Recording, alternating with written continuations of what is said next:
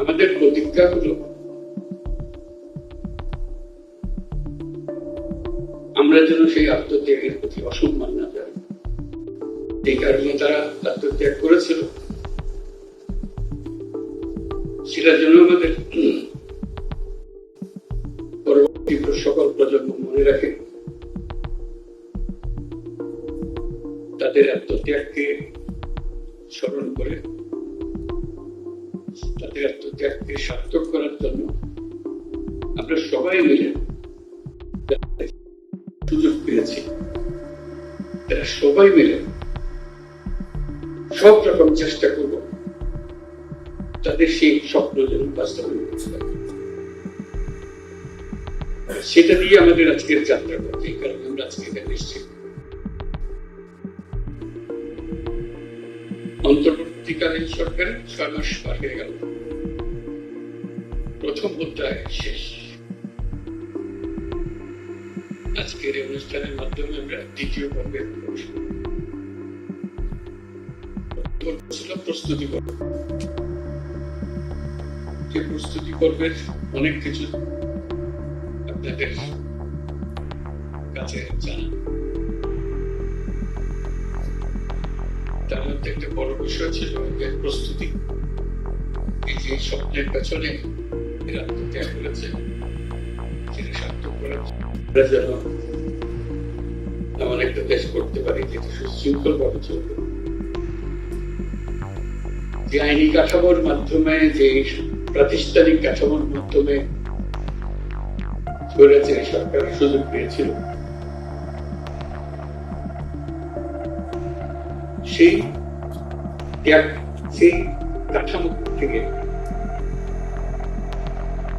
কাঠামো থেকে যেন পূর্ণরূপে বেরিয়ে চলে আসতে। আমরা ছোটখাটো একটা হাডুগুড়ি খেলার জন্য একটা ফুটবল খেলা তো বটে, এটা আন্তর্জাতিক খেলা,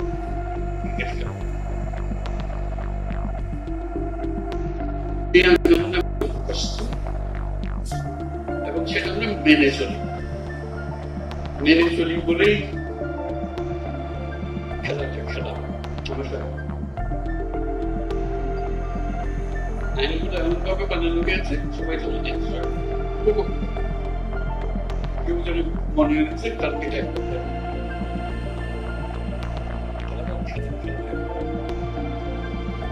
কিন্তু আমরা আমাদের দেশে একটা তামাশায়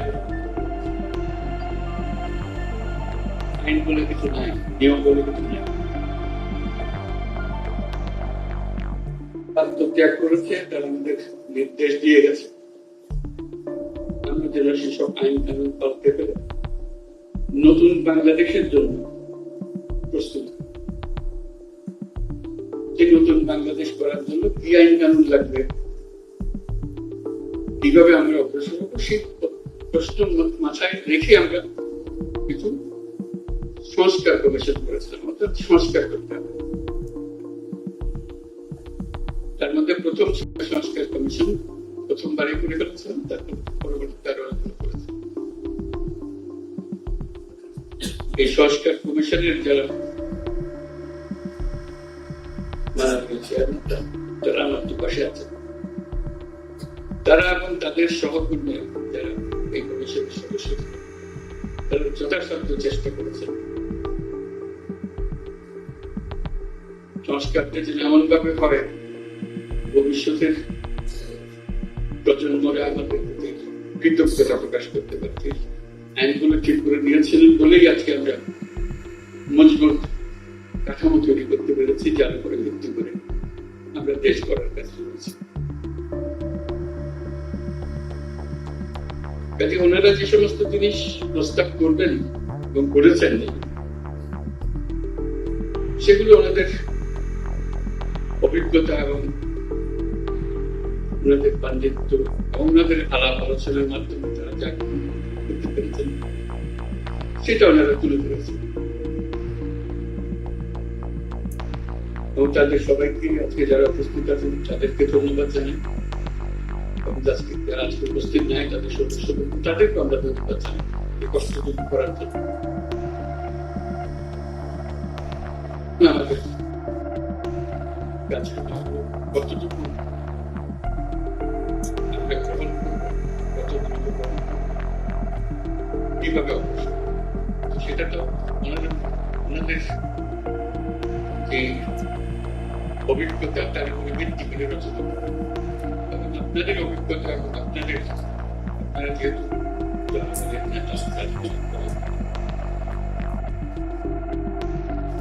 আপনাদেরকে প্রতিনিয়ত প্রতিষ্ঠান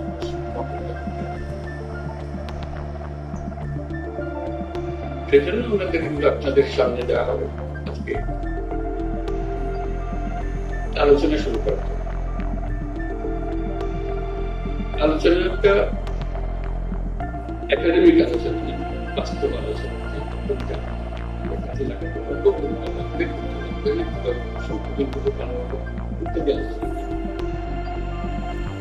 খুবই স্বপ্ন, যে স্বপ্ন আমরা এমন ভাবে মজবুত ভাবে বানাবো সবাই মানুষ মেনে চলবে, মেনে চলার মাধ্যমে আমরা একটা সুন্দর সমাজ, সুন্দর রাষ্ট্র, সে উদ্দেশ্যেই আজকে বসা।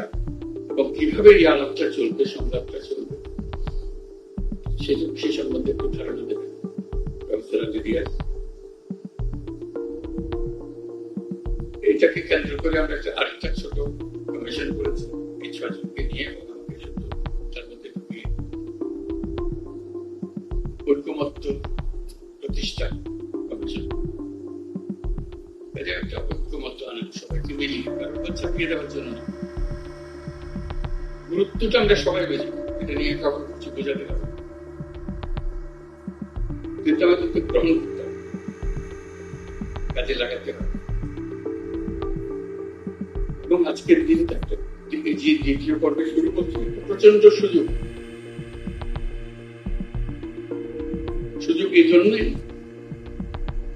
যে আমরা এমন পর্যায়ে আছি এখন, আমাদের মধ্যে ঐক্যমত সৃষ্টি হলে আমরা সেগুলো কাজে লাগাতে পারি, এবং এবার কাজে লাগালে সেটা বংশ প্রজন্ম পরম্পরা সেটা চলতে থাকে, এবং একটা সুন্দর দেশ আমরা পাব। এই ভাবনা থেকেই আমরা গ্রহণ করি।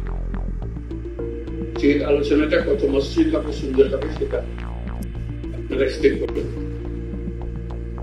আমাদের পক্ষ থেকে আমরা সুপারিশ গভর্নরের কাছে নিয়ে এসেছি, এবং আরেকটি সত্যি কমিশনের যারা সদস্য তারা আমাদের সঙ্গে বসতে জিনিসগুলো ব্যাখ্যা করেছে, চাকরি দেওয়ার জন্য চাপানোর ক্ষমতা হতে হবে।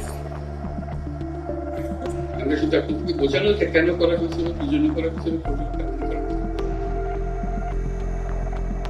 সেই দিক থেকে আমরা পুরো জিনিসটাকে অ্যাপ্রোচ করবো এবং এগিয়ে নিয়ে যাব। আপনাদের সহযোগিতা চাই, এটা আমি বলবো না, কারণ এটা আপনাদের কাজ, আমার কাজ না, একার কাজ।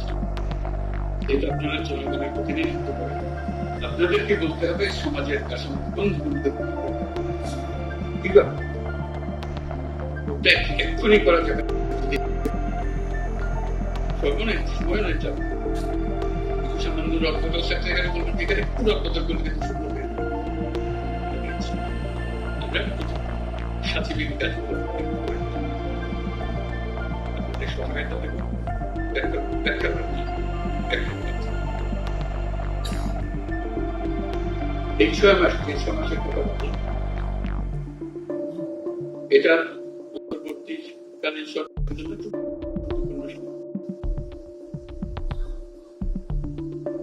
আমরা একটু লন্ডভন্ড অবস্থার মধ্যে দায়িত্ব নিয়েছি, চেষ্টা করেছি এটাকে কোন রকমে সচল করার জন্য, কাজে লাগানোর জন্য। কিন্তু এই 6 মাসের যে অভিজ্ঞতা, সেটা আমাদের সবাইকে একটা প্রচন্ড সাহস দেবে।